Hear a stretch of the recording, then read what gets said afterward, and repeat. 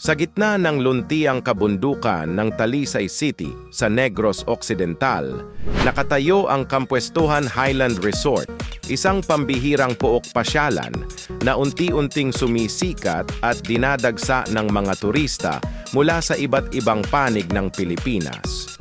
Hindi lang ito basta resort, ito ay isang tanawin ng saya, alaala at kakaibang karanasan na puno ng tawanan at paghanga. Ang resort ay all-in-one Christmas playground. May malalaking dinosaur at quirky sculptures na siguradong ikatutuwa ng mga bata at matatanda, pati ang dinadayo ring malaking mundo ng water park kung saan pwedeng mag-swimming at mag-slide sa wave pool at kiddie pools.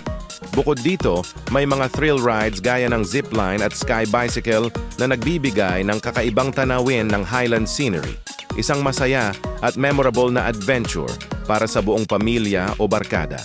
Sa gabi, mas nagiging magical pa ang lugar dahil sa mga ilaw at Christmas displays na nagpapalambot ng puso habang naglalakad-lakad sa resort grounds. Marami ring cozy spots para mag-relax at magkwentuhan habang nag-enjoy sa malamig na klima at festive tunes.